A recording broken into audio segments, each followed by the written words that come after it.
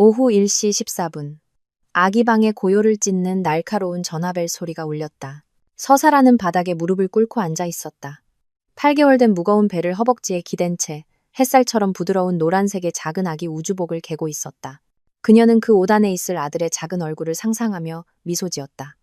그때 전화가 다시 울렸다.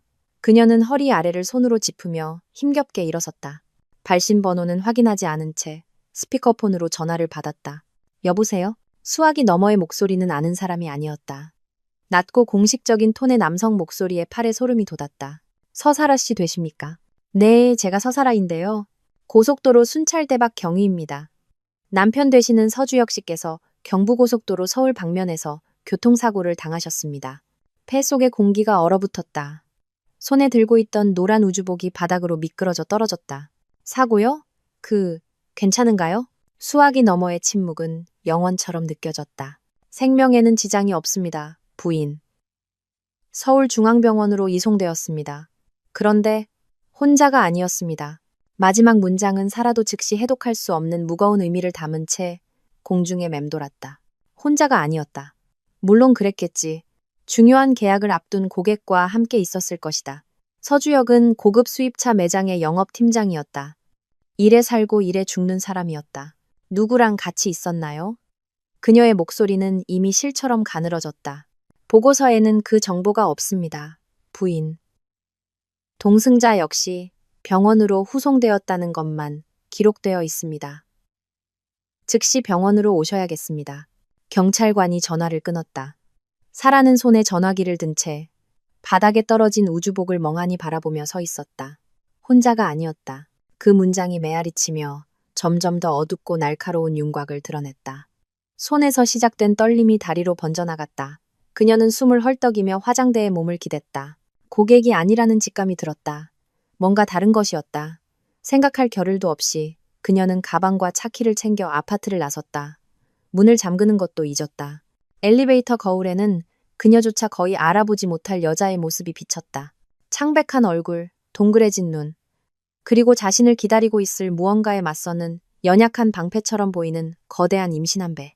예고 없이 눈물이 터져 나왔다. 그녀가 강남의 차갑고 세련된 거리를 운전하는 동안 뜨거운 눈물이 뺨을 타고 조용히 흘러내렸다. 빨간 신호등은 하나하나가 고문이었고 앞서가는 느린 차들은 견딜 수 없는 장애물이었다. 경찰관의 말이 관자놀이의 맥박과 함께 머릿속을 계속 맴돌았다. 혼자가 아니었다. 서울중앙병원은 흰색 가운, 기계음, 그리고 분주한 목소리들로 혼란스러웠다. 코를 찌르는 소독약 냄새에 순간적으로 메스꺼움이 밀려왔다. 그녀는 갈비뼈를 미친 듯이 두드리는 심장을 안고 접수처로 다가갔다. 제 남편, 서주혁 씨요. 교통사고로. 피곤한 눈빛의 접수 담당 직원이 서두르지 않고 컴퓨터에 이름을 입력했다. 응급실에 계십니다. B구역입니다. 복도 끝에 있는 간호사실에 김수 간호사님과 이야기해보세요. 사라는 고갯짓으로 감사 인사를 하고 복도를 걸었다. 복도를 지나는 사람들의 동정 어린 시선이 느껴졌다. 임신한 여자, 절망에 빠진 아내, 발걸음 하나하나가 무거웠다. 복도는 끝이 없는 것 같았다. 응급실 간호사실에는 엄한 표정의 나이든 간호사가 그녀를 기다리고 있었다. 서사라 씨죠? 남편분은 안정적이세요. 왼쪽 팔에 골절상을 입으셨고 찰과상이 좀 있지만 의식은 있으십니다. 곧 의사 선생님께서 오셔서 설명해 주실 거예요. 온몸에 안도감이 퍼지면서 다리에 힘이 풀렸다. 살아있어, 의식이 있어. 그녀는 쓰러지지 않으려고 간호사실 데스크를 붙잡았다. 그럼 같이 있었던 다른 사람은요? 수간호사는 그녀를 잠시 바라보았다. 그 눈에는 동정심처럼 보이는 무언가가 스쳐 지나갔다. 동승자분은 옆 침상에 계세요. 경미한 부상입니다. 동승자라는 단어는 너무나 이상하고 지나치게 사적인 느낌으로 들렸다. 간호사가 입원 서류가 끼워진 클립보드를 내밀었다. 부인, 여기에 서명 좀 부탁드립니다. 사라는 펜을 집었지만 시선은 서류 상단으로 향했다. 그곳에는 누군가 급하게 휘갈겨 쓴 남편의 이름이 있었다. 환자 서주혁 14번 병상. 동승자 강미라. 그 이름은 마치 복부를 강타당한 듯한 충격을 주었다. 폐에서 공기가 빠져나갔다. 그럴 리가 없었다. 강미라 1202호 이웃다. 상냥한 미소를 가진 필라테스 강사 조용한 남편을 둔 여자. 사흘 전 직접 만든 과일청 한 병을 주겠다며 문을 두드리고는 반짝이는 눈으로 아기 태동이 심하게 느껴지냐고 물었던 바로 그 여자. 그녀의 손을 잡고 사라 씨는 정말 멋진 엄마가 될 거예요. 정말 존경스러워요 라고 말했던 바로 그 강미라. 얼굴에서 핏기가 가셨다. 클립보드가 손가락 사이로 미끄러져 마른 소리를 내며 바닥에 떨어졌다. 심장 박동 모니터 소리. 스피커를 통해 들려오는 의사를 찾는 소리. 복도 어딘가에서 들려오는 아이의 울음소리가 모두 하나로 합쳐져 멀고 날카로운 이명으로 변했다. 그녀는 본능적인 보호 자세로 배에 손을 얹었고 무릎이 꺾였다. 그녀는 병원 복도 한가운데에 그대로 주저앉았다. 세상은 서류 한 장에 적힌 그 이름으로 축소되었다. 강미라, 이웃, 친구, 그리고 남편의 여자. 바닥은 무릎 아래에서 차갑고 단단했다. 잠시 동안 세상은 그 감각으로 요약되었다. 청바지를 타고 올라오는 냉기, 뼈를 누르는 압박감, 그리고 가슴에 자리 잡은 진짜 고통의 희미한 메아리인 둔한 통증. 수간호사가 다가와 걱정스러운 목소리로 그녀의 귓가에 맴도는 이명을 뚫었다. 부인, 괜찮으세요? 누군가 그녀의 팔 아래를 단단히 잡아 일으켜 세웠고 벽에 기대어 있는 불편한 플라스틱 의자로 그녀를 이끌었다. 그녀는 앉았지만 몸은 자기 것이 아닌 것 같았다. 텅 비고 무거운 껍데기, 그리고 뱃속에는 처음으로 아들의 무게가 아닌 배신감의 무게가 짓누르고 있었다. 강미라. 그 이름은 혈관을 타고 퍼지는 독약이었다. 그 이웃과의 모든 기억, 모든 상호작용이 이제 병적이고 잔인한 빛 아래에서 재구성되었다. 설탕 한 컵을 빌린다는 핑계로 예고 없이 찾아왔던 방문들, 엘리베이터에서의 대화들. 강미라는 항상 교묘하게 서주역에 대해, 그의 일에 대해, 그의 출장에 대해 묻곤 했다. 주역 씨는 정말 열심히 일하나 봐요. 안쓰러워라. 사라 씨가 잘 챙겨줘야 해요. 예전에는 여자들 사이에 연대감으로 들렸던 그 말이 이제는 조롱이자 위장된 칼날이었다. 가장 선명하고 고통스러운 기억이 떠올랐다. 2달 전 일요일 아파트 커뮤니티 시설에서 열린 주민 바비큐 파티였다. 사라는 임신으로 몸이 무거워져 앉아 있었다. 서주혁은 다른 남자들과 함께 그릴 앞에 있었다.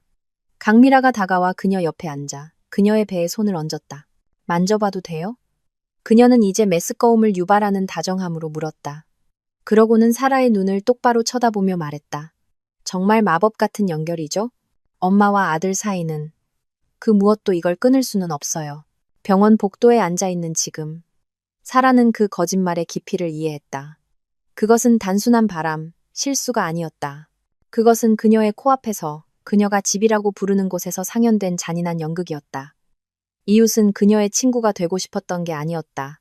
그녀의 삶을 맨 앞줄에서 관람하고 싶었던 것이다. 어쩌면 비교하기 위해서, 어쩌면 순수한 가학성 때문이었을지도 모른다.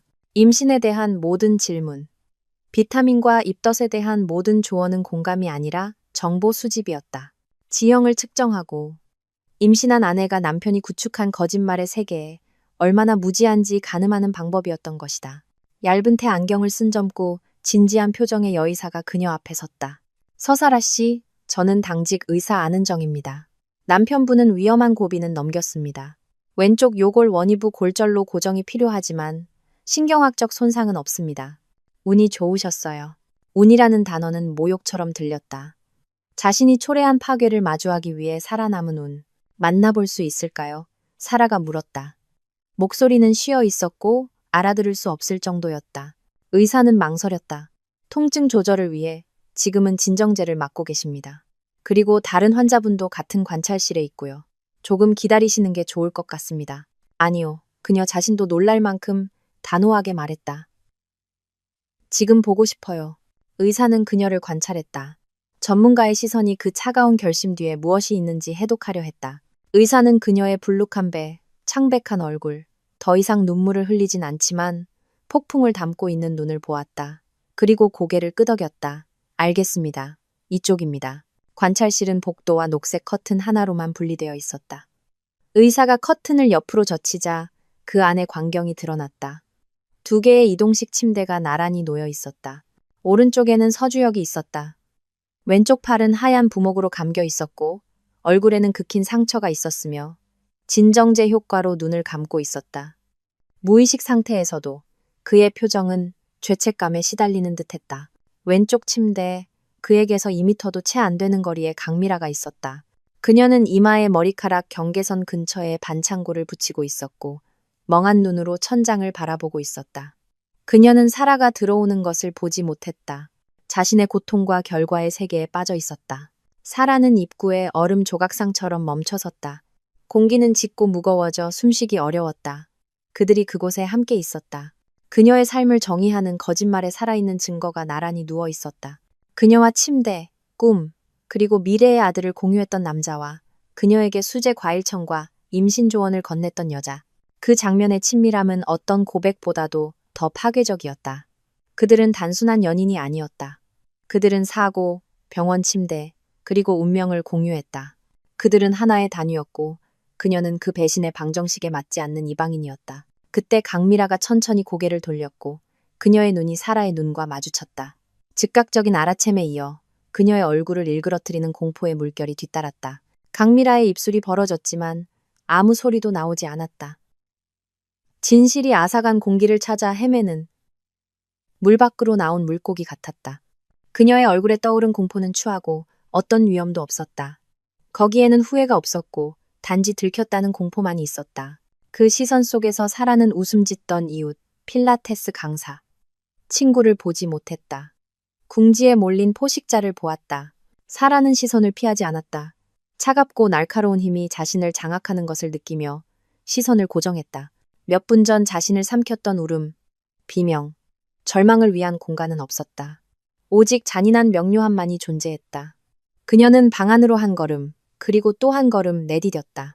모든 움직임은 신중하고 무거웠다.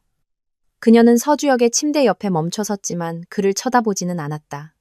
그녀의 눈은 여전히 강미라에게 고정되어 있었다. 혼자가 아니었군요. 사라가 말했다. 목소리는 낮았지만 방의 정적 속에서 울려 퍼졌다. 그녀는 경찰관의 말을 반복하며 그것을 그 근원에게 되돌려 주었다. 그 문장은 강미라를 따귀처럼 강타했다. 여자는 움츠러들며 마치 그곳에 숨을 수 있다는 듯이 하얀 시트로 시선을 돌렸다. 사라 씨, 저기. 그녀가 시작했다. 목소리는 부서진 속삭임이었다. 아니, 사라가 차가운 톤으로 말을 잘랐다. 감히 내 이름을 부르지 마요. 뒤이은 침묵은 서주혁의 심장, 박동 모니터의 규칙적인 신호음에 의해서만 깨졌다. 그 기계적이고 일정한 소리는 이 새롭고 끔찍한 현실의 시간을 알리고 있었다. 사라는 돌아서서 처음으로 남편을 바라보았다. 그녀가 사랑했거나 사랑한다고 생각했던 남자. 그녀 아들의 아버지. 쉬고 있는 그의 얼굴조차 낯선 사람의 얼굴 같았다. 그녀가 매일 아침 키스할 정도로 잘 알던 얼굴 특징들은 이제 거짓으로 얼룩져 있었다. 그녀는 손을 뻗었지만 그의 얼굴에서 몇 센티미터 떨어진 곳에서 멈췄다. 더 이상 만질 권리가 없었다. 그들이 가졌던 것, 그들이 쌓아 올렸던 것은 경부고속도로 위. 이웃을 조수석에 태운 고급차 안에서 산산조각 났다. 그녀는 침대에서 물러섰다. 몸은 굳어 있었다. 그녀를 버티게 해주던 아드레날린이 사라지기 시작하면서 영혼에서부터 오는 깊은 탈진이 그 자리를 대신했다. 배가 무거워지고 허리에 날카로운 통증이 느껴져 숨을 참았다. 아기가 강하게 발길질을 했다. 마치 자신을 둘러싼 고통에 항의하는 것 같았다. 그녀는 보호와 그 순간의 연대의 제스처로 배 위에 손을 얹었다. 이제 그들 둘, 오직 그들 뿐이었다. 그녀는 나가기 위해 돌아섰지만 문에서 멈췄다. 해야 할 일이 하나 있었다. 이 고통의 체스판에서 움직여야 할 마지막 말이 있었다. 그녀는 가방에서 휴대폰을 꺼냈다. 손이 약간 떨렸다. 예전 아파트 바비큐 파티 참석 여부를 확인하기 위해 딱 한 번 사용했던 연락처를 찾았다. 강재우, 강미라의 남편. 사교적이고 웃음 많은 아내의 그늘에 항상 있는 것처럼 보였던 말수가 적고 조용한 건설 엔지니어. 그녀처럼 곧 자신의 세계가 뒤집힐 정직하고 성실한 남자. 그녀는 잠시 망설였다. 다른 사람의 인생을 폭파시키려 하고 있었다. 그러나 침대에 나란히 누워있는 강미라와 서주혁의 모습이 어떤 의심의 잔재도 지워버렸다. 진실은 아무리 잔인하더라도 완전해야 했다. 그들의 거짓말은 두 명의 희생자를 만들었고 희생자들은 알 자격이 있었다. 그녀는 심호흡을 하고 방을 나와 복도를 따라 되돌아갔다. 안뜰이 보이는 창문 근처에 더 외진 곳을 찾았다. 서울의 밤은 이미 차갑고 무관심하게 내려앉고 있었다. 그녀는 번호를 눌렀다. 전화는 한 번, 두 번, 세 번 울렸다. 각각의 신호음은 폭발을 향한 카운트다운의 추가적인 박동이었다. 사라는 차가운 창문 유리에 이마를 기댔다. 어둠이 병원 안뜰을 삼키는 것을 지켜보았다. 강재우가 이 순간 무엇을 하고 있을지 궁금했다. 아마도 뉴스를 보고 있거나 혼자 저녁을 준비하며 아내가 추가 필라테스 수업이나 친구들과의 모임에서 돌아오기를 기다리고 있을 것이다. 거짓말의 평범함이 그것을 더욱 비열하게 만들었다. 그녀는 단지 결혼 생활을 파괴하는 것이 아니었다. 그 순간까지 아마도 평범하고 안전한 삶을 살고 있다고 믿었던 한 남자의 일상의 직무를 찢어버리는 것이었다. 마침내 전화가 연결되었다. 수화기 너머의 목소리는 그녀가 기억하는 그대로였다. 낮고 약간 피곤하며 억양이 없었다. 여보세요. 사라는 아드레날린의 금속성 맛을 삼켰다. 그녀는 직설적이고 냉정해야 했다. 목소리에 감정이 조금이라도 섞이면 히스테리나 혼란으로 오해받을 수 있었다. 재우 씨, 저 1102호 사는 사라예요. 짧은 정적이 흘렀다. 그가 이 시간에 누가 전화했는지, 아래층에 임신한 이웃이 왜 전화했는지 생각하는 시간이었다. 사라 씨, 무슨 일 있으세요? 그의 목소리에 담긴 걱정은 진심이었다. 아마도 그녀의 임신에 문제가 생겼거나 응급 상황이라고 상상했을 것이다. 그 아이러니는 거의 견딜 수 없었다. 지금 서울중앙병원으로 오셔야 해요. 그녀가 말했다. 단어들은 단단하고 거의 기계적으로 나왔다. 미라 씨 때문에요. 뒤이은 침묵은 사라가 들어본 어떤 침묵과도 달랐다. 생각하기 위한 멈춤이 아니었다. 그것은 빽빽하고 무거운 진공이었고 그 안에서 모든 끔찍한 가능성들이 한꺼번에 피어났다. 그녀는 전화기 너머로 그가 퍼즐을 맞추는 소리를 거의 들을 수 있었다. 이웃의 전화, 병원 이름, 긴급함, 그리고 소식을 전해야 할 아내 자신의 부재. 몇 초 만에 그의 신뢰라는 카드로 만든 성이 무너지기 시작했다. 그녀는 더 이상 말할 필요가 없었다. 침묵 자체가 메시지였다. 그가 마침내 말했을 때 목소리는 알아볼 수 없을 정도였다. 낮고 피곤한 톤은 사라지고 돌처럼 건조하고 단단한 무언가로 대체되었다. 지금 가겠습니다. 더 이상의 질문이나 자세한 설명 요청 없이 전화가 끊겼다. 질문의 부재는 가장 무서운 확인이었다. 어쩌면 마음속 깊은 곳에서는 이미 알고 있었을지도 모른다. 어쩌면 의심의 씨앗은 이미 심어져 진실이라는 폭우가 쏟아져 싹트기만을 기다리고 있었을지도 모른다. 강재우처럼 조용하고 관찰력 있는 사람들은 종종 드러내는 것보다 더 많은 것을 본다. 그는 무슨 일이 있었는지 묻지 않았다. 왜냐하면 정말로 중요한 질문은 누구와 였기 때문이다. 그리고 그 대답은 그가 이미 짐작했겠지만 업무상 사고나 강도 사건에서 오지 않을 것이었다. 훨씬 더 사적이고 썩어빠진 무언가에서 올 것이었다. 사라는 휴대폰을 넣고 플라스틱 의자로 돌아왔다. 몸은 이제 1톤의 무게가 나가는 것 같았다. 그 전화 한 통이 그녀의 마지막 힘 한 방울까지 빼앗아갔다. 그녀는 공범이자 희생자, 종말의 전령사이자 그 생존자 중 한 명인 기분이었다. 시간이 흐르기 시작했다. 매부는 작은 영혼이었다. 그녀는 복도의 움직임을 지켜보았다. 달려가는 간호사들, 우는 가족들, 꿰뚫어 볼 수 없는 표정의 의사들, 고통과 안도의 축소판. 그리고 그녀는 그곳에 자신의 사적인 드라마의 진원지에 앉아 다음 막이 시작되기를 기다리고 있었다. 아들 생각을 했다. 손은 난파선 한가운데에 안전한 항구처럼 본능적으로 배로 돌아왔다. 아기가 다시 찼다. 이번에는 더 부드럽게, 마치 그녀의 탈진을 느끼는 것처럼. 그 순간 그녀의 마음속에 명확하고 흔들리지 않는 결심이 섰다. 이 아이는 거짓의 잔해 위에 지어진 집에서 자라지 않을 것이다. 진실성이 가짜인 아버지와 깨진 결혼 생활에 자신을 맞추기 위해 스스로를 축소시킨 어머니를 두지 않을 것이다. 그 발길질은 단지 태아의 움직임이 아니었다. 자신의 힘과 용기에 의지하는 생명이 있다는 것을 상기시키는 것이었다. 배신의 고통은 엄청났지만 아직 만나지도 못한 그 존재에 대한 사랑은 더 컸다. 그리고 그 사랑이 그녀를 이곳에서 이끌어낼 것이었다. 25분 후 그녀는 그를 보았다. 강재우가 억제된 긴급함을 가지고 복도 끝에서 나타났다. 그는 절망적으로 보이지는 않았지만 어깨의 경직과 발걸음의 강렬함이 내면의 폭풍을 드러냈다. 그의 눈이 주위를 훑다가 그녀를 찾았다. 그는 다가왔다. 얼굴은 꿰뚫을 수 없는 가면이었다. 가까이서 보니 그녀는 알 수 있었다. 그의 보통 차분했던 눈은 어두웠고 관자놀이에는 작은 혈관이 뛰고 있었다. 그는 설명이 필요 없었다. 그의 시선은 이미 그 내면의 근본적인 무언가가 부서졌다고 말하고 있었다. 어디 있습니까? 그가 물었다. 목소리는 거친 속삭임이었다. 사라는 단지 일어나서 녹색 커튼 쪽으로 고개를 까딱했다. 말이 필요 없었다. 그들은 이제 같은 배신으로 뭉친 예상치 못한 동맹이었다.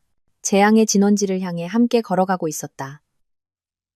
그녀는 거의 알지 못하는 그 남자에게 이상하고 어두운 동지애를 느꼈다. 둘 다 자신의 마음을 지켜야 할 두 사람에게 속았다.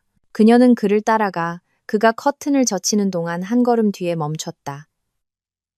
장면은 그대로였다. 서주혁은 여전히 진정제를 맞고 잠들어 있었고 자신의 나약함에 대한 기념비였다. 그리고 강미라는 이제 침대에 앉아 다리를 옆으로 내리고 마치 일어서려는 듯한 자세였다. 그녀는 사라를 다시 볼 생각으로 입구를 쳐다봤지만 강재우가 서 있는 것을 보자 얼굴이 무너져 내렸다. 그의 표정은 선고였다. 방 안의 공기가 희박해졌다. 서주혁의 심장 박동 모니터 소리가 그 장면을 비웃는 것 같았다. 두 결혼의 종말을 위한 무관심한 메트로놈. 강미라는 입에 손을 가져갔고 마른 흐느낌이 그녀의 입술에서 새어나왔다. 그녀의 눈에 비친 공포는 완전했다. 그녀는 강재우를 보았다가 그의 바로 뒤에 서 있는 사라를 보았다. 그리고 배신당한 두 사람 사이의 동맹을 이해하자 충격에 휩싸였다. 도망칠 곳은 없었다. 강재우는 한 걸음 앞으로 나아갔다. 몸은 강철 로프처럼 팽팽했다. 그는 아내를 보고 옆 침대에서 잠든 남자를 보았다. 그리고 두 사실 사이의 연결이 그의 눈앞에서 굳어졌다. 그의 얼굴에 떠오른 불씨는 보기 고통스러웠다. 미라야, 이게 무슨 일이야? 그가 물었다. 목소리는 처음으로 갈라졌다. 그것은 사고에 대한 질문이 아니었다. 모든 것에 대한 질문이었다. 병실에 함께 있는 그들 둘, 그녀가 늦게 들어오던 밤들, 의심스러운 전화 통화들, 그들 사이에 미묘하게 자리 잡았던 거리에 대한 것이었다. 강미라는 울기 시작했다. 절망적이고 추한, 잡혀서 더 이상 변명할 것이 없는 사람의 울음이었다. 실수였어. 재우 씨, 실수였다고. 그녀는 흐느끼며 진부한 단어들을 내뱉었다. 그 말은 공허하게 들렸다. 당신이 생각하는 그런 거 아니야. 하지만 그것은 정확히 그가 생각하는 것이었다. 그녀의 부정은 그의 지성에 대한 모욕이었다. 강재우는 대답하지 않았다. 그는 단지 그녀를 계속 쳐다보았다. 그의 침묵은 어떤 비명보다 더 큰 비난이었다. 그의 눈은 그러고 나서 사라에게로 향했다. 그의 시선에는 조용한 질문, 확인을 구하는 눈빛이 있었다. 사라는 단지 시선을 마주하며 거의 감지할 수 없을 정도로 고개를 끄덕였다. 네, 맞아요. 우리 둘 다요. 사라는 문 근처에 꼼짝 않고 서 있었다. 자신이 움직이게 한 파멸의 조용한 관찰자였다. 그녀는 쾌감이나 복수심을 느끼지 않았다. 단지 차가운 공허함을 느꼈다. 강재우의 고통을 지켜보는 것은 깨진 거울에 비친 자신의 모습을 보는 것 같았다. 그녀는 같은 굴욕감, 같은 불신, 바보가 된 것 같은 느낌을 보았다. 임신 팁을 묻고 존경하는 척했던 여자가 다른 사람의 남편과 함께 있다가 발각되어 울고 있었다. 그리고 그때 그녀가 이전에 눈치채지 못했던 미묘한 디테일이 눈에 띄었다. 강미라가 앉아있는 방식, 그녀의 손이 본능적으로 자신의 배 위에 놓여있는 모습, 끔찍하고 있을 법하지 않은 의심이 사라의 마음속에서 형성되기 시작했다. 그 의심은 이 모든 상황을 더욱 기괴하고 복잡하게 만들었다. 사라의 시선은 강미라의 거의 무의식적인 제스처에 고정되었다. 절망 속에서 허우적대던 그녀의 손은 이제 복부 아래쪽에 보호적으로 놓여 있었다. 그것은 사라가 지난 몇 달 동안 너무나 잘 알게 된 움직임, 그녀의 일부가 된 반사적인 행동이었다. 이미 과부하 상태였던 사라의 뇌는 이전에는 무작위로 보였던 점들을 연결하기 시작했다.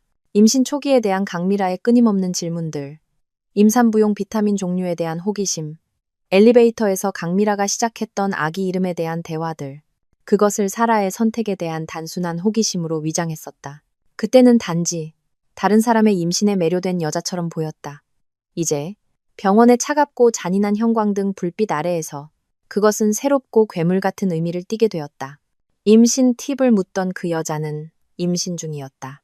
그 깨달음은 번개처럼 오지 않고 차가운 물이 스며드는 것처럼 느리고 마비시키며 찾아왔다. 공기는 더욱 희박해지는 것 같았다. 강미라의 울음, 강재우의 부서진 말들, 심장 박동 모니터의 일정한 신호음, 모든 것이 그녀의 마음속에 울려 퍼지는 귀를 먹먹하게 하는 새로운 진실의 윙윙거림에 대한 배경소음이 되었다. 그녀는 헐렁한 병원 가운 아래 감춰진 강미라의 배를 보았다. 자신처럼 눈에 띄는 볼륨은 없었지만 어떤 충만함, 그녀가 알아볼 수 있는 자세가 있었다. 시작이었다. 강미라가 간직한 비밀은 단지 바람이 아니라 그 결과물이었다. 자신의 고통에 잠겨있던 강재우는 사라의 시선이 어디에 쏠려 있는지 눈치채지 못했다.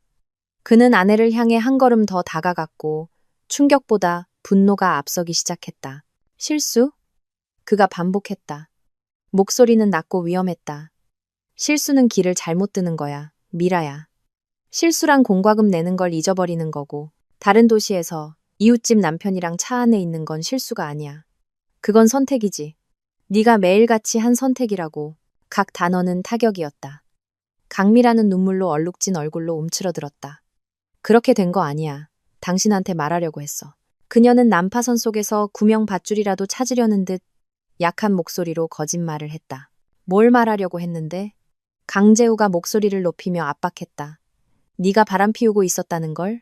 아니면 그 남자가 임신한 아내랑 헤어질 때까지 기다렸다가 나한테 알려주려고 했어? 사라의 임신에 대한 언급이 공중에 맴돌았다. 강재우는 사라를 잠시 쳐다보았고 그때서야 상황의 잔인함의 전모가 그를 덮치는 듯했다. 그것은 단지 두 부부 사이의 배신이 아니었다. 한 여성이 가장 취약한 순간에 저지른 배신이었다. 그의 표정은 더욱 굳어졌고 분노를 대신하여 경멸이 자리 잡았다. 바로 그때 옆 침대에 있던 서주혁이 움직이기 시작했다. 진정제 효과가 사라지고 있었다. 그는 낮고 목구멍에서 나오는 신음소리를 내며 천천히 눈을 떴다. 빛에 적응하기 위해 눈을 깜빡였다. 그의 첫 시야에 들어온 것은 하얀 천장이었다. 두 번째, 그가 고개를 돌렸을 때 본 것은 무너져 내리는 자신의 세계였다. 그는 울고 있는 강미라를 보았고 공격 직전의 동물처럼 긴장한 채 서 있는 강재우를 보았다. 그리고 마침내 문 근처에 꼼짝 않고 서 있는 사라를 보았다. 그녀의 얼굴은 그가 자신의 모든 죄책감을 투영할 수 있는 백지였다. 사라. 그가 속삭였다. 이름이 힘겹게 나왔다. 사라는 대답하지 않았다. 그녀는 단지 그를 관찰했다. 그의 눈은 비어 있었고 그가 알아볼 수 있는 어떤 감정도 없었다. 그가 분노나 눈물을 기대했던 곳에서 그는 단지 공허함을 발견했다. 그리고 그 공허함은 무한히 더 끔찍했다. 이제 의식이 돌아온 서주혁의 존재는 방의 역학을 바꾸었다. 강재우는 그에게로 돌아섰다. 그의 분노의 새로운 표적이었다. 당신. 그가 말했다. 목소리에는 역겨움이 가득했다. 당신은 우리 집에 들어와서 내 손을 잡고 우리 집 식탁에서 밥을 먹었지. 그리고 내 등 뒤에서는 내 아내와 놀아났어. 서주혁은 앉으려고 했지만 팔의 통증 때문에 얼굴을 찡그리며 물러섰다. 재우 씨, 진정하고 이야기 좀 합시다. 그는 수없이 자신을 구해줬던 영업팀장의 부드러운 말투를 사용했다. 하지만 여기, 이 상황에서는 그 말이 한심하게 들렸다. 이야기? 강재우가 웃었다. 건조하고 유머 없는 소리였다. 이야기할 건 아무것도 없어. 여기 상황이 모든 걸 말해주고 있잖아. 그는 다시 강미라에게로 돌아섰다. 그의 고통의 근원으로 초점이 돌아왔다. 끝났어, 미라야. 짐 싸. 내 앞에서 다신 보고 싶지 않아. 그때 강미라의 절망이 극에 달했다. 남편, 집, 안정, 모든 것을 이를 위협에 처하자 그녀는 마지막이자 가장 끔찍한 카드를 던졌다. 당신 이럴 수 없어. 그녀가 날카롭게 소리쳤다. 재우 씨, 나 임신했어. 방에 내려앉은 침묵은 절대적이었고 너무나 깊어서 모니터의 신호음이 비명을 지르는 것 같았다. 강재우는 얼어붙었다. 그의 머리가 천천히 그녀를 향해 돌아갔다. 표정은 완전히 믿을 수 없다는 것이었다.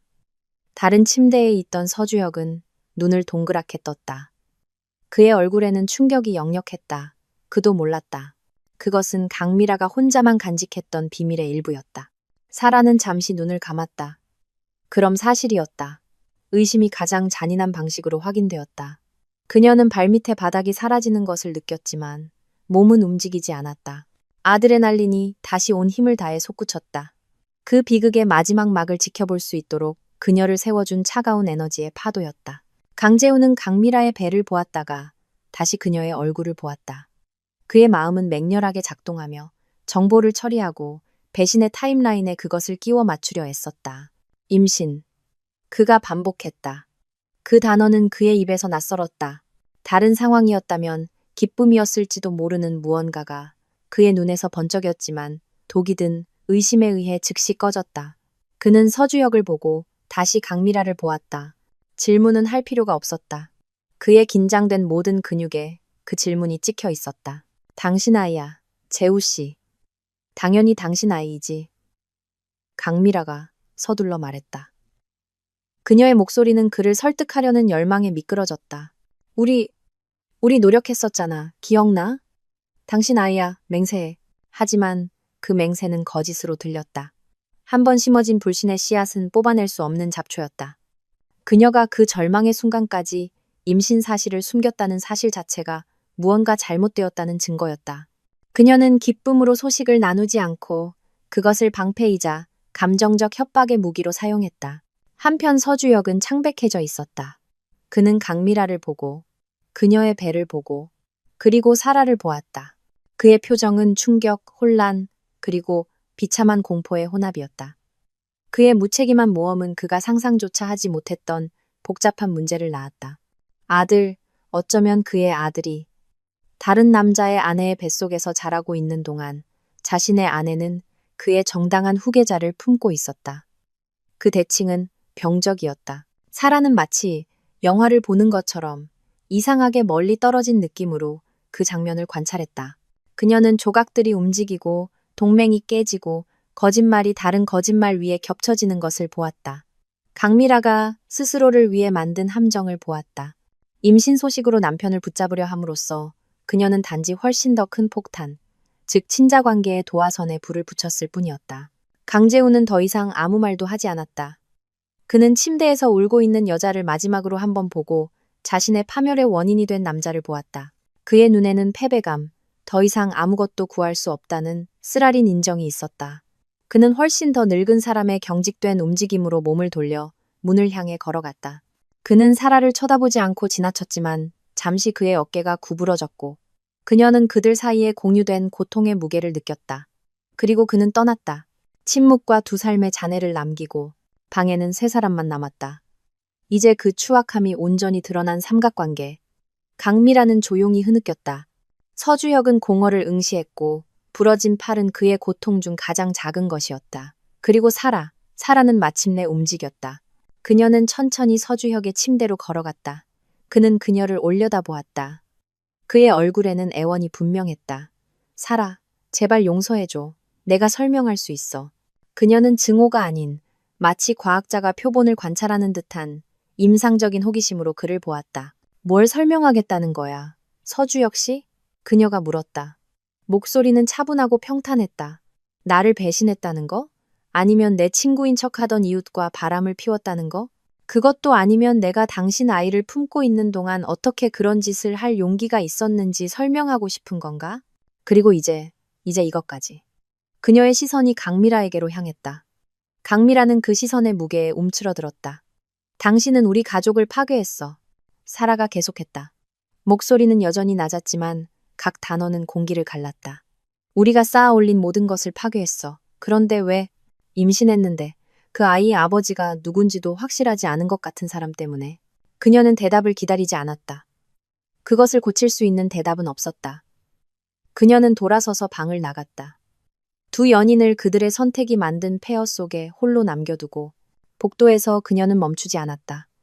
접수처를 지나 자동 유리문을 지나 서울의 차가운 밤 공기가 얼굴에 닿을 때까지 계속 걸었다. 그녀는 심호흡을 했다. 차가운 공기가 폐를 태웠지만 마음을 맑게 했다. 더 이상 눈물은 없었다.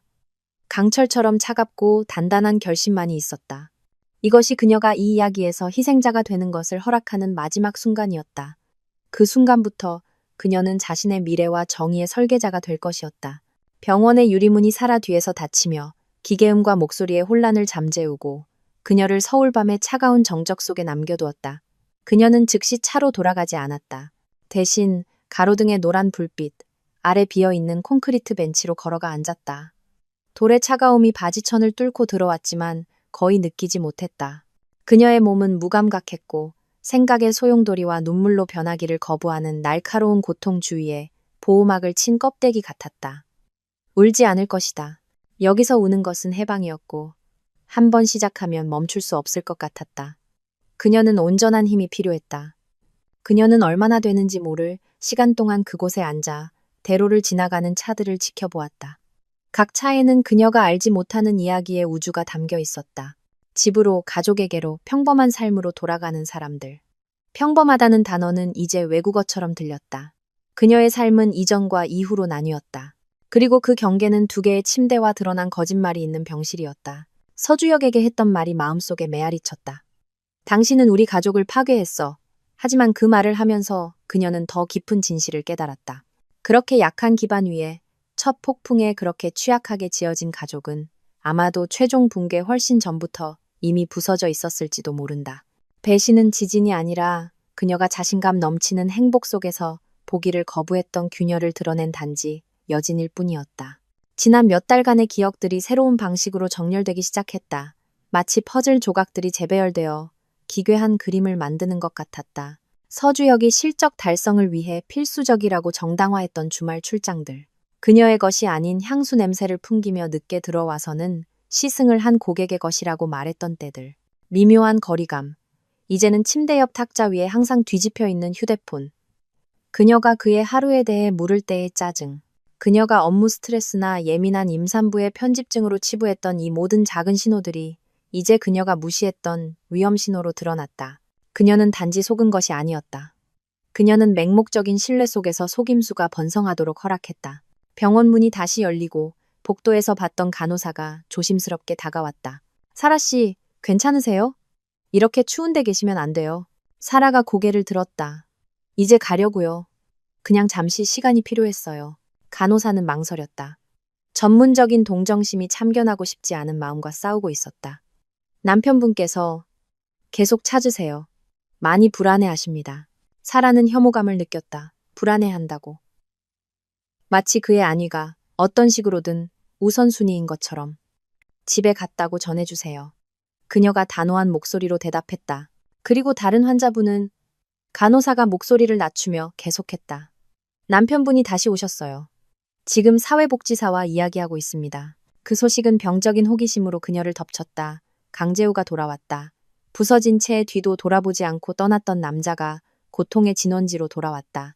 아마도 책임감 때문에, 아마도 공식적인 마무리가 필요해서, 혹은 강미라가 공중에 던진 그 끔찍한 단어 때문일지도 모른다. 임신. 그 기원이 의심스럽다 할지라도 아이는 단순한 외면으로 끊을 수 없는 유대를 만들었다. 완전히 이해할 수 없는 충동에 이끌려 사라는 일어섰다. 집으로 가지 않을 것이다. 아직은 아니다. 그날 밤 목격해야 할 마지막 장이 있었다. 그녀는 병원 안으로 다시 들어갔지만 응급실이 아니었다. 간호사가 눈짓으로 가리킨 방향 사회복지실 근처의 작은 대기실로 향했다. 안전한 거리에서 복도의 비인격적인 건축물에 숨어 그녀는 유리창을 통해 그 장면을 볼 수 있었다. 강재우는 의자에 앉아 몸을 앞으로 숙이고 무릎에 팔꿈치를 대고 머리를 양손에 묶고 있었다. 강미라는 그의 맞은편 의자에 앉아 있었고 그들 사이에는 피곤한 모습의 여성, 사회복지사가 불가능한 중재를 시도하고 있었다. 강미라의 목소리는 애원하는 속삭임이었고 유리를 통해서도 들릴 정도였다. 그녀는 손짓을 하고 울고 자신의 배를 가리켰다. 그리고 바로 그곳, 그 무균의 방. 차가운 불빛 아래에서 진실의 마지막 껍질들이 벗겨졌다. 나중에 사라가 절망 속에서도 정신을 차리고 연락했던 가족의 친구인 의사가 그 방에서 오간 이야기의 세부 사항을 알려주었다. 임박한 상실의 압박 아래서 이끌어낸 강미라의 고백은 절반의 진실과 조작이 뒤섞인 한심한 것이었다. 그녀는 서주혁과의 관계가 새로운 것이 아니라고 인정했다. 그들이 건물로 이사 온 직후 몇 년 전에 짧은 관계가 있었고 둘 다 끝내기로 합의했었다. 하지만 그녀의 말에 따르면 불꽃은 몇 달 전에 다시 타올랐다. 그리고 가장 잔인한 디테일. 강재우의 신뢰에 대한 마지막 일격은 그 타임라인이었다. 그녀는 임신 사실을 알게 된 후 서주혁에게 다시 접근했다고 고백했다. 아이는 그녀가 맹세하고 또 맹세했지만 강재우의 아이였다. 임신은 그들이 이미 조용히 무너져가던 결혼 생활을 구하기 위한 마지막 시도를 적극적으로 하던 시기에 이루어졌다. 하지만 임신 사실을 알게 되자 남편에게 다시 다가가는 대신 그녀는 공황 상태에 빠져 숨이 막혔고 서주혁에게서 집에서 부족하다고 느꼈던 아드레날린과 관심의 분출구를 찾았다. 그녀는 그를 사랑하지 않았다고 강재우에게 말했다. 그것은 약점이었고 어리석은 실수였으며 불안한 순간에 사랑받고 싶다는 욕구의 발현이었다. 그녀는 다른 남자의 아이를 품고 있으면서도 그를 계속 만났다. 왜냐하면 죽어가는 결혼 생활의 현실을 마주하는 것보다 거짓말의 스릴을 사는 것이 더 쉬웠기 때문이다. 2개의 결혼, 2개의 가정, 2개의 거짓말이 오직 자신들만 생각하는 두 사람의 무책임함으로 얽혀 있었다. 임신한 아내를 둔 결혼 생활 밖에서 스릴을 찾던 서주혁, 그리고 더 나은 대우를 받을 자격이 있는 아이를 품고 있으면서 자신의 관계의 상처에 대한 반창고로 애인을 사용하던 강미라. 그들은 비극적인 연인이 아니었다. 단지 이기주의자들이었다. 순간적인 욕구를 충족시키기 위해 4명의 삶과 아직 태어나지 않은 2 아이의 구조를 위태롭게 하는데 주저하지 않았던 사람들. 멀리서 지켜보던 사라는 서주혁에 대한 마지막 남은 감정이 제로 변하는 것을 느꼈다. 더 이상 고통이나 분노가 아니었다. 깊고 씁쓸한 경멸이었다. 그는 위대한 사랑, 로맨틱한 비극 속에서 그를 구원할 압도적인 열정 때문에 바람을 피운 것이 아니었다. 그는 지루함, 허영심, 그리고 유부녀, 이웃과의 값싼 스릴 때문에 바람을 피웠다.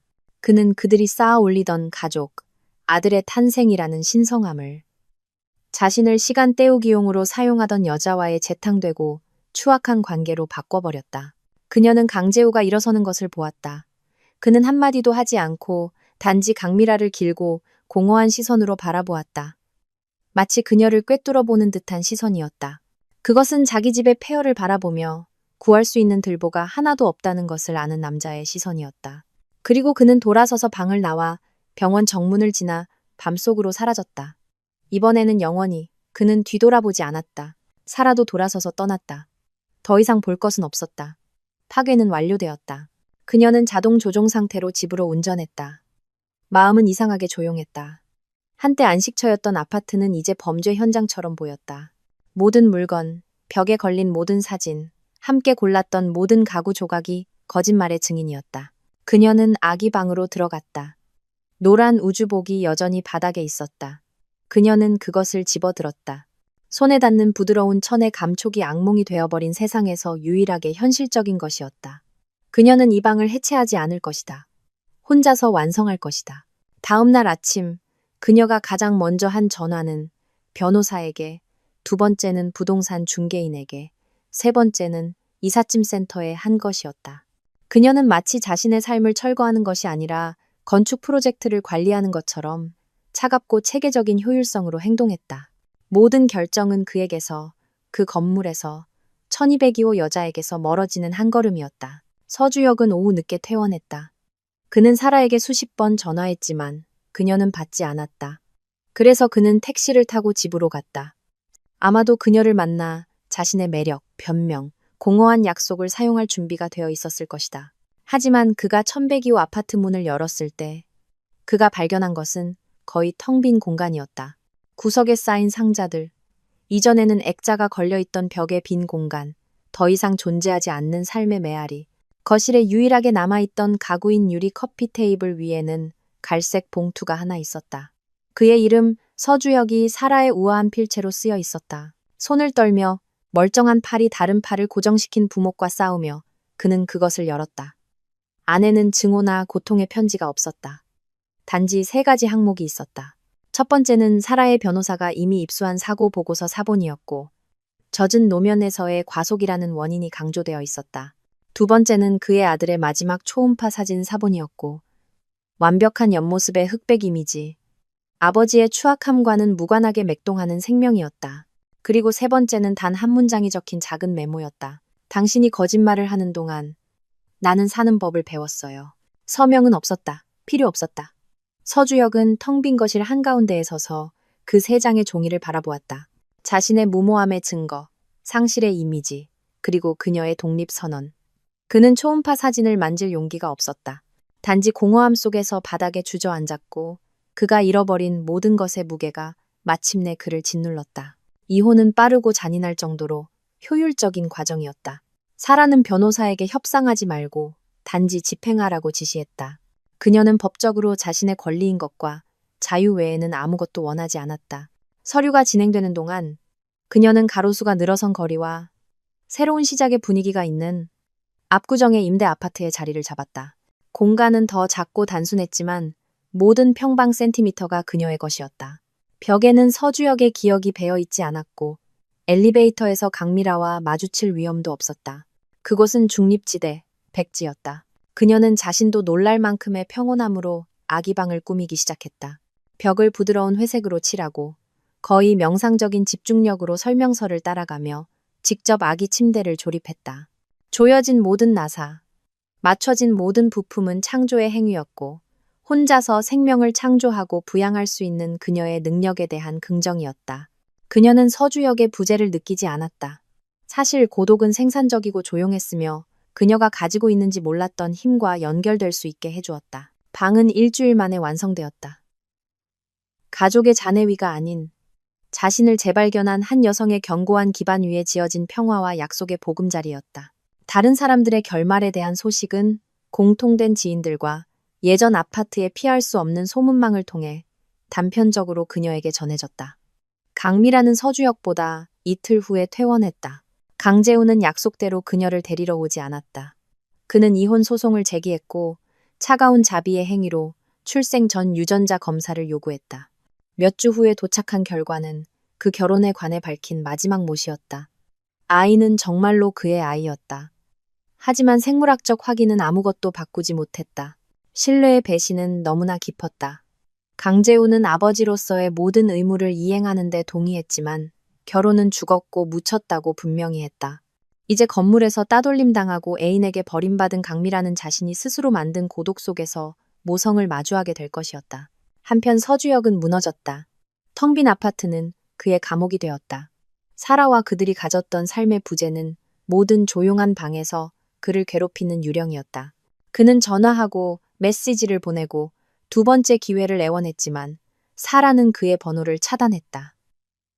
그가 받는 유일한 연락은 변호사를 통해서였다. 그는 일에 대한 집중력을 잃었다. 스타 영업사원의 빛은 꺼졌고 고급차 영업팀장은 자신이 모든 것을 잃은 남자의 이미지만 파는 그림자가 되었다. 사고 3주 후 화창한 토요일 아침 사라의 새 아파트 초인종이 울렸다. 그녀의 심장이 쿵 내려앉았다. 서주역일지도 모른다는 오래된 두려움의 잔재였다. 하지만 현관문 렌즈를 통해 내다보았을 때 예상치 못한 인물이 보였다. 강재우였다. 그녀는 잠시 망설이다가 문을 열었다. 그는 더 마르고 늙어 보였지만 눈에는 새롭고 단단한 결의가 있었다. 그는 웃지 않았다. 이렇게 찾아와서 죄송합니다. 그가 낮은 목소리로 말했다. 이것만은 전해드려야 할 것 같아서요. 그는 봉투를 내밀었다. 편지 봉투가 아니라 더 큰 서류 봉투였다. 이게 뭐예요? 그녀가 물었다. 유전자 검사 결과 사본과 제안서입니다. 저와 제 변호사가 작성한. 혼란스러워하며 사라는 그를 안으로 들였다. 그들은 작은 거실에 앉았다. 어색한 침묵이 그들 사이에 흘렀다. 그녀는 봉투를 열었다. 강재우의 친자 관계를 확인하는 보고서와 그 아래 법률 문서가 있었다. 그것은 합의 제안서였다. 강재우는 서주역의 회사로부터 정신적 피해 보상 및 계약 위반으로 받아낼 위자료 전액을 그녀에게 제공하겠다고 제안했다. 그의 변호사가 받아낼 자신감이 있는 상당한 금액이었다. 그 대가로 그는 사라가 숨을 참게 만드는 것을 요구했다. 그는 공동 양육권을 요구했다. 그의 아들이 아니라 그녀의 아들의. 이해가 안 돼요. 사라가 말했다. 종이가 손에서 떨렸다. 간단합니다. 강재우가 시작했다. 그녀가 아니라 창밖을 보며 말했다. 제 아들은 당신 전 남편 때문에 깨진 가정에서 태어날 겁니다. 당신 아들은 같은 이유로 아버지 없이 태어날 거고요. 제 가족에게 일어난 일은 고칠 수 없지만 당신 가족에게 일어난 일은 고치는데 도움을 줄 수 있을지도 모릅니다. 그는 마침내 그녀를 마주 보았다. 그리고 처음으로 그녀는 고통뿐만 아니라 맹렬한 결의를 보았다. 대체제가 되려는 게 아닙니다. 제가 그 아이 아버지가 아니라는 거 알아요. 하지만 아버지 같은 존재는 될 수 있습니다. 당신 아들에게 공차는 법을 가르쳐주고 정직한 남자가 되는 법을 가르쳐줄 수 있습니다. 생일, 졸업식에 함께 있을 수 있어요. 그 아이에게 형을 만들어줄 수도 있고요. 우리 아들들은 사라 씨 아무 잘못이 없어요. 그들은 유일한 무고한 희생자들이고 부모들의 역사로 영원히 연결될 겁니다.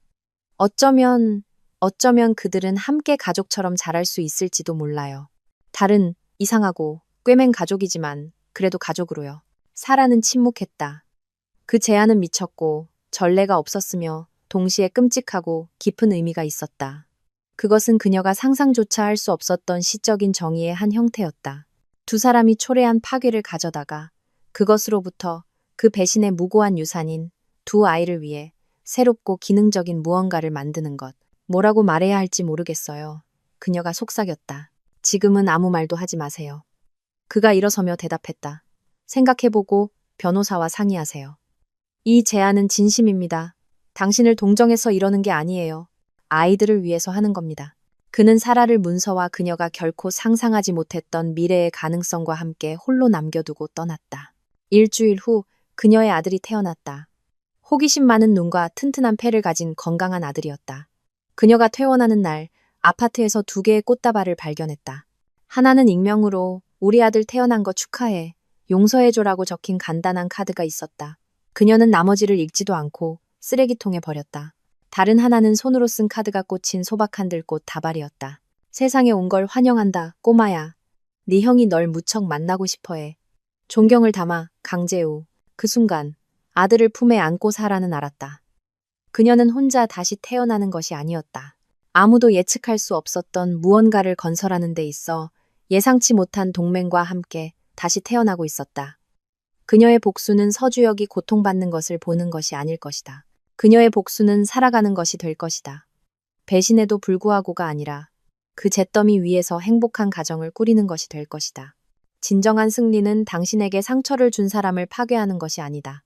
당신을 부서뜨린 사람의 존재가 마침내 무의미해질 정도로 견고하고 예상치 못했으며 완전한 행복을 건설하는 것이다.